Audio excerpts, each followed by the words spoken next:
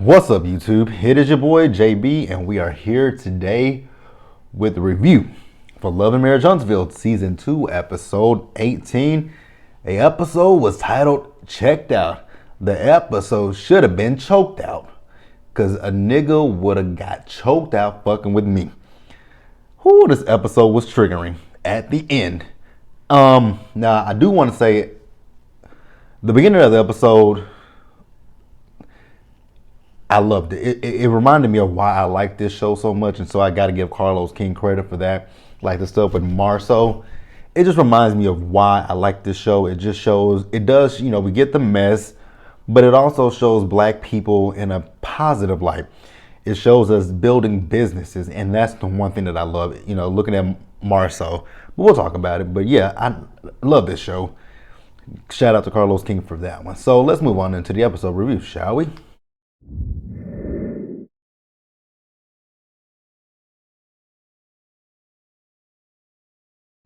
All right, you guys. So the episode opens and we see Marceau and Tisha. So Tisha is back from the retreat, and she's making breakfast. So she's talking to Marceau and she's telling him that So I went to this girls' retreat and I was expecting for it to be like massages, some champagne, mimosas, whatever. But Destiny wanted us to all just sit down and just put everything out there so we can move on. So she tells him Mel started talking, and Mel's thing was she talked about where the deterioration of the friendship was. And when she said that, I called BS. And I love, oh, excuse me, y'all, not the Rona. I love the fact that Marceau called her out on it because she said, I think I messed up the event. I really wish you would just say event. Stop putting the emphasis on that E. But she's talking about how she wants to move forward with the things with Mel. And Marceau was like, how do you want to move forward with someone when you started a whole argument with them? And Tisha didn't see it that way. I'm like, Tisha, I'm glad he put it to her.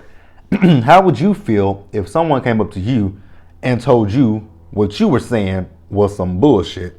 How would you feel? And she's like, and then she was like, okay, maybe you are right. No, he is right. It ain't no maybe. He's right.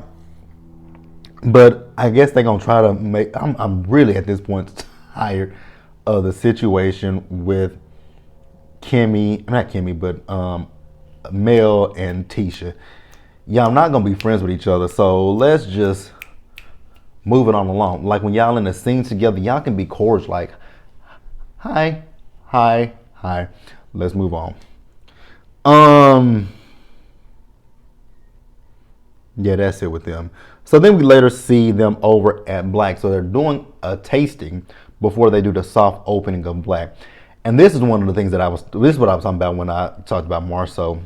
I just love his business. I like the business side of him. Like it's a good thing to see, especially me as a black man. That's what my degree is in, business administration. I want to build my own business. I actually want to do a restaurant. I want to do an upscale. One of my restaurant, I have two restaurant ideas. One of them is an upscale, elegant, soulful restaurant. We can, I want to have healthy. I want it to be a healthier side of the soul. I want it to be, your typical soul food, but also incorporate some. When it comes to when it comes to the soul food. Maybe not have all the I mean, you can, if you want it, you can have, your greasy, your greasy whatever, or you can have gourmet, kind of grilled, baked, whatever you want. And then I also want to have a vegetarian/vegan restaurant. Because at one point I was a pescatarian. I was a pescatarian for the greater part of a year. And I slided back into meat. Actually, I was a pescatarian for a year, and even when I started back eating meat, I was still part pescatarian because all I ate at that point was, I still ate fish, but what I included back into my diet that I love, and I don't know how I gave it up, was chicken. I started back eating chicken, and after that, because at one point I stopped eating beef. I stopped eating beef, completely cut beef out of my life. I stopped eating pork. Actually, to this day, I don't eat pork like that. I don't eat pork. I very rarely. I mean, I will eat pork, but I don't. If I have to cook it myself, I don't typically do it. Like I don't do pork chops. I will do bacon, and that's very rare. It's far and few between that I do bacon. So yeah, I don't do pork, but those two things I had cut out completely was the pork and the beef. Like I didn't eat hamburgers. I didn't eat tacos. Oh God, I made a vegetarian taco. That was the nastiest shit I've ever had in my life. I bought that vegetarian meat. Ugh. It was frozen when I cooked it. It didn't smell so good when I cooked it, but then when I put my seasoning, I'm like, okay, it don't smell good. Mom was like, yeah, that don't smell good, Jerome. I'm like, yeah, I know. She's like, maybe it'll taste better once you put the seasoning salt on it. I threw that seasoning salt on there, and then when I ate, I was like, oh, this is nasty. Nope, not for me. Like I tried to do the bean burgers. Oh God, that was nasty too. That was nasty. The one thing that for the vegetarian that they had that I really liked was the vegetarian chicken patties. People to this day tell me, you can't tell me that they taste like a real chicken patty. I'm like, actually, it really does. It's really good. I don't know what they make it out of. Those vegetarian chicken patties, you can find them at those Morningstar vegetarian chicken patties are amazing. I love those. Those were delicious. But that's neither here nor there. But yeah, I want to do a vegetarian / vegan restaurant. But yeah, like I said, just watching this show and watching Marcel them, I'll even say, why is this dog barking? I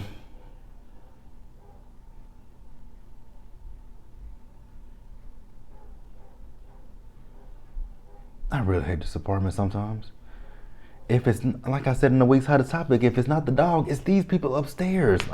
I guess no peace in this place sometimes. So, like I said, Marcel then was having a they were having a tasting. So the chef came out and he gave them the food. At first, I was confused about what the conversation was. Then I rewinded it. And I'm like, oh, okay. And I definitely did look at the plate, and the presentation. The food sounded good, especially that buffalo chicken quesadilla. That sounded so good. It just made my mouth water. Like if I ever go to Huntsville, I'm gonna go check out Black if it's open. I'm gonna definitely go check Black out, cause that just really sounded so good. Buffalo chicken quesadilla. But it was the presentation. The presentation, it was a little sloppy. It did look like he just said, here, let me just throw this on this side, throw this on this side, throw this on this side, throw this on this side, and throw this in the middle. Like, now me personally, when it comes to my food, I don't typically care about the presentation of the food, but, when I go to restaurants and they bring the food out, I'm like, oh, the way they present it to you, I'm like, oh, I'm going to just devour into it, but I do like how that looks on that plate. It makes me just want to, especially when I'm like, can you hurry up and put that on the table for me? Like, I'm ready to go in on that food. So yeah, I get it.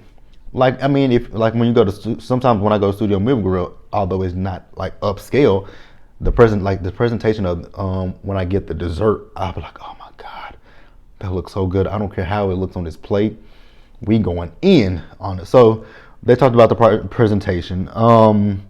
So then Marcel and Tisha talk about, who they want as the GM. So Marcel wants Jalen as the GM, and Tisha, I understand both Tisha and Marcel in the situation. So Marcel wants to hire Jalen on as a general manager, and Tisha was like, but does Jalen have any experience? Well, obviously he doesn't. He just graduated college. And I'm gonna come back to that. And Marcel, she's talking about the fact that, she knows someone who has XYZ amount of years in, I guess restaurant business, I guess. And she's talking about, that person has more experience than Jalen. Now, I will say, because especially for me when I came out of college, it was hard to find a job in the field that I wanted as someone who went to school for management. That was the hardest thing, because people didn't want to take a chance on you because you don't have the experience You don't have years of experience. You just have the books. You just have the textbook knowledge at this point. You don't have the experience of running a business. Running a business, having X amount of employees, overhead, all that kind of stuff. You don't have the experience. But the thing is, how would you get that experience if you don't give a person a chance? You know what I'm saying? So I understood where teacher was coming from, but I also had to I had to think about it with me. Nobody wanted to give you experience. Like, I applied for so many jobs out of college, management jobs, and got denied for almost all of them, except for my first management job. It was a manager trainee job, and it was at Aaron Sales and Lease. Whew. It was an interesting experience, I will say that. And then my second one I got was with Hertz, and I worked there for 2.5 years, almost 3 years. And that experience was hell as well, but the experience that I got, managing a fleet of cars, doing maintenance, upkeep on cars, I learned a lot about myself, and at that point I did learn a lot about myself. And when I graduated college, I was like, do I have what it takes to be a manager? And working for Hertz, I learned you do have what it takes to be a manager. I don't have what it takes to be. I have what it takes to be a manager. I just don't have what it takes to work with the general public. I don't like that aspect. I don't want to deal with the general public, but I do want to run a business. I can deal with the public, but God is going to have to work on me and my attitude, period. So they talk about that. So then we see Marceau. So Marceau has the chef from the brunch spot at Black. He's giving tips to the chef there about the presentation. And I like that. And I the one thing I have to applaud Marceau on again is he has us. He has us in there. So I love that and I respect that. Despite my differences about Marceau with the chauvinistic stuff, I respect him for what he's doing in business. Hands down, got to say that. So then Jalen comes in. So Jalen and Marceau are talking. And, I will say one thing too, Jalen, that question that Marceau asked, that's a typical question that you get on an interview. And I used to always say that. I think my first interview that I went on, they asked me to say, what was the question? It was something similar to that. It wasn't something that I failed at. What was the question? I'm trying to remember the question.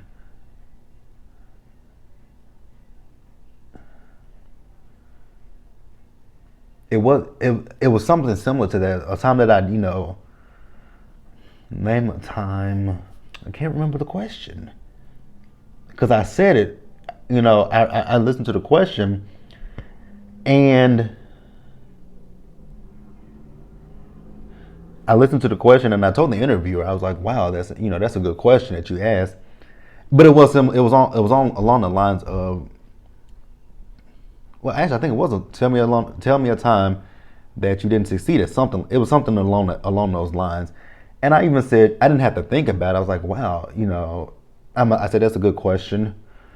I'm like, that's a good question. And I felt like and I said it, I feel like I'm talking bad about myself. And they said, no, don't take it that way, that you're talking bad about yourself. We all fail. We all, do things, and we're not always successful at it. And I took that. I was like, okay, that is true. And the one thing that I will say about myself is I am a perfectionist. So I'm always harder on myself than anybody else is. I'm always harder on myself. Like when people say that I do a good job, if I don't feel that I did a good job, you can say all day, every day, you did a good job with that. And if I don't feel it, I'm going to beat myself down, unfortunately. That's something that I'm still trying to learn and deal with, not beating myself down about things that I can't control.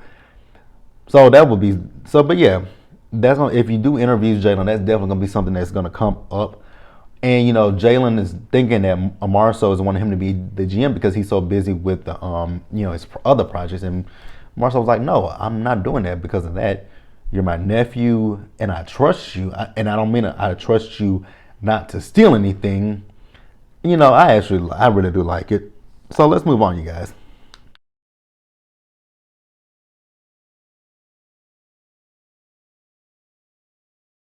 All right, guys. Next, let's talk about Kimmy. So Kimmy went to see Mel. So she and Mel are talking about the retreat as well. And Mel is talking about the fact that she wishes that Kimmy had spoke up when Tisha was talking about saying that it was bullshit what she said. I'm going to have to be on Kimmy's side in this situation because Kimmy's like, but when it comes to you and T, honestly, Mel and Tisha are so confusing when it comes down to Kimmy because let's just do a playback, you guys. So let's go back. Remember when Mel had the event, when she had the event that Tisha was not invited to, but Tisha showed up anyways, and Mel had Tisha escorted out by that security guard who was scared as shit. And Kimmy left with her. Mel got upset. And then let's not forget how Wanda does. Wanda gets in Tisha's ear about Kimmy, saying that Kimmy is on the Holt side. So it's a lose-lose situation with Kimmy. Like, Kimmy cannot win with you two. But Mel's like, I just want you to speak the truth. But again, if she speaks the truth, if she speaks the quote truth, Mel, then Tisha's gonna have an issue. If she doesn't speak the truth, you're gonna feel like she's taking y'all both want her to take one person's side of the other, and it really isn't. It's frustrating. I couldn't be Kimmy. So then Mel tells Kimmy that Martell's having a baby. He has a baby on the way. Honestly, when it comes to Mel and Martell, I just don't know why Mel gives Martell the energy that she gives to him, because like I've been saying, Martell feeds off of that energy. That's really what it is. He feeds off of that energy from her. I think the best thing for Mel would be to basically ignore him.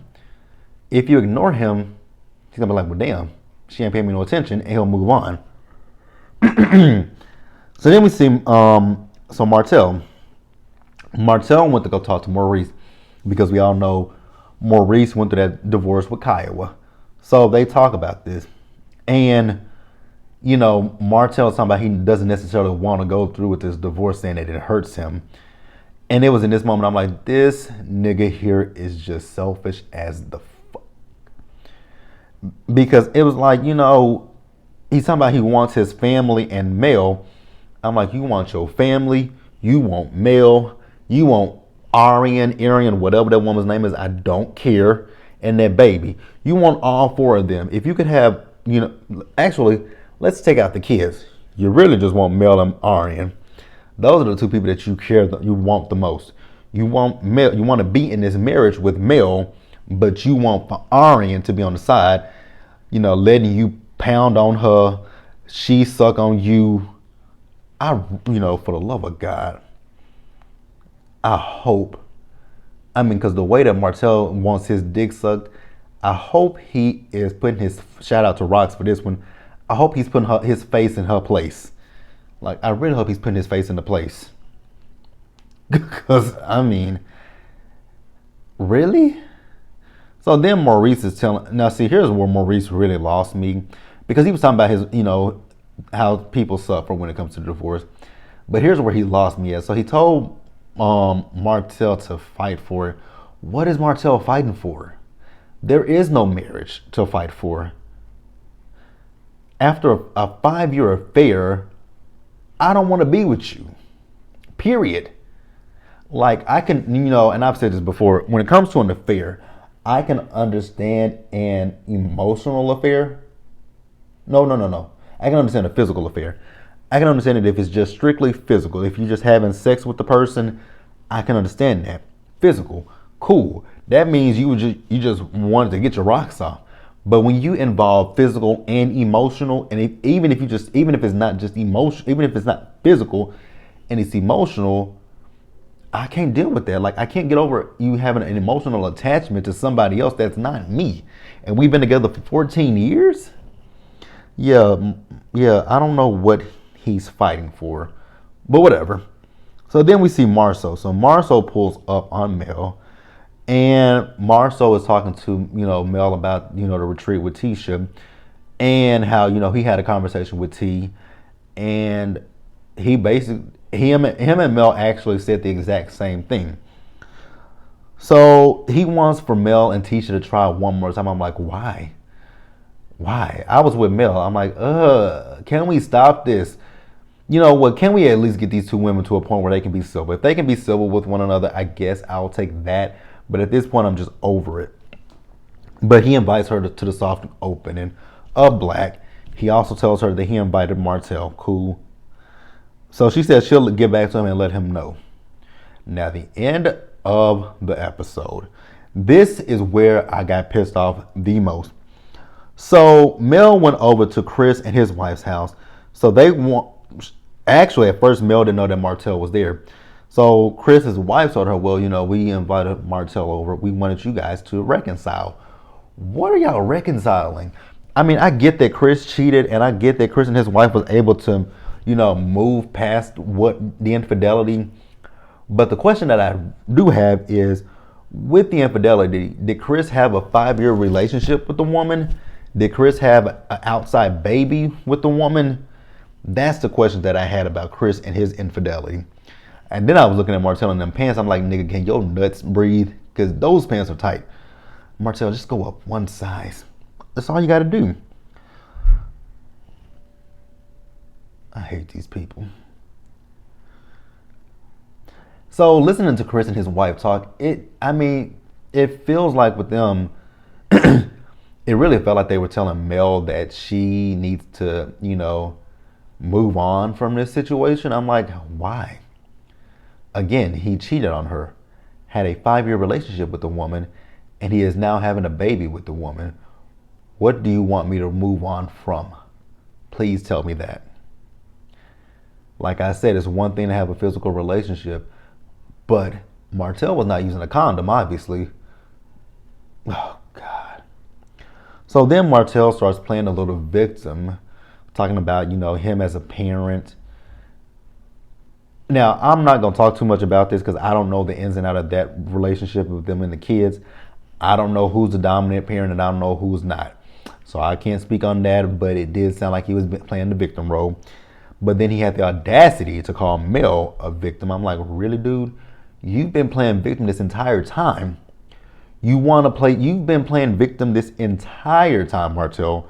You are the one that keeps blaming Mel for everything that you've done outside of this marriage. But Mel is the victim, right? Mel is the victim. Mel is the victim, but so I'm done with these notes. Mel is the victim. But you had a whole 5-year relationship with Arian, and Mel said that he cheated on her with, other women. He said that's a lie, and I'm tired of you lying. People look at you and, they don't see what you really do. And, he says that she's verbally abusive to him.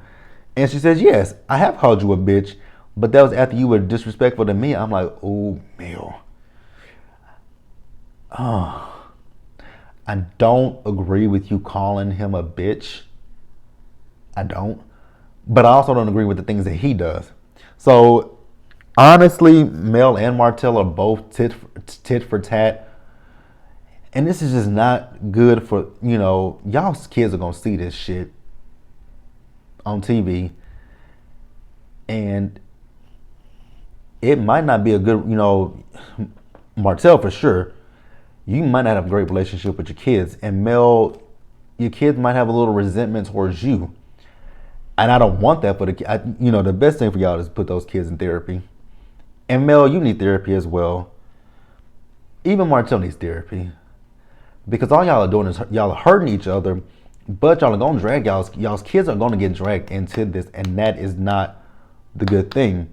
So Martell once again goes on this rant and this tirade about what Mel did not do inside of the relationship. You weren't satisfying me, so I went to somebody else who was satisfying me. I was with Mel. When she grabbed that glass and chunked that glass in him, I'm like, exactly. Exactly. That's why I said the episode should have been titled Choked Out. Because Mel is better than me. Because I would have been beating his ass. Like he wouldn't have no teeth. Because I would have got a tire iron, a hammer, whatever I could get my hands on, and I'm just swinging on this. I'm swinging on this nigga, just swinging, bam, bam, hitting him, like, cause he's disrespectful. Talking about, she was satisfying me when you weren't satisfying me. I told you what I needed, but you still weren't doing it. Martell, once again, nigga, you keep talking about the fact that Mel wasn't sucking your dick. Mel said it a few episodes ago. She ain't never sucked your dick. She was never a dick sucker. I died laughing when she said that in that scene. But she said it before. She never sucked your dick. She was not a dick sucker. So if you knew that the woman didn't suck dick, why didn't you divorce her and go get with another woman? You was with her for 14 years, right? Like I said, 14 years.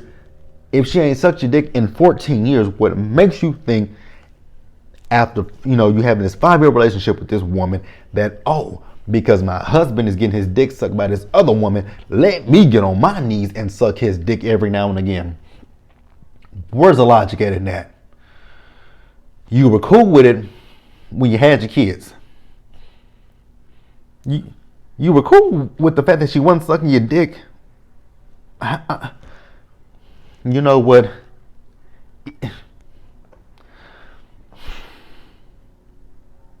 Maybe he wasn't cool with it.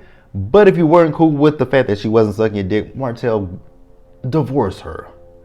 If you're not happy in your marriage, in your relationship, the best thing to do instead of hurting someone that you allegedly love and care for, divorce them. Like, don't be with someone that doesn't make you happy. And that's mentally, physically, and emotionally. If they don't make you happy, move on with your fucking life. You guys, that is a review. I'm getting heated as we speak again. So let me know what you guys thought about the episode. Like this video, leave your comments in the comment section below, and subscribe to the channel. Go over there and subscribe to the Planner channel. You guys also, what else I want you guys to do? I want you guys to stay safe, take care of yourselves, wash your hands, and wear your mask and socially distance. And I'll see you guys in the next one, which is Real Housewives of Atlanta and Married to Madison. Bye, guys.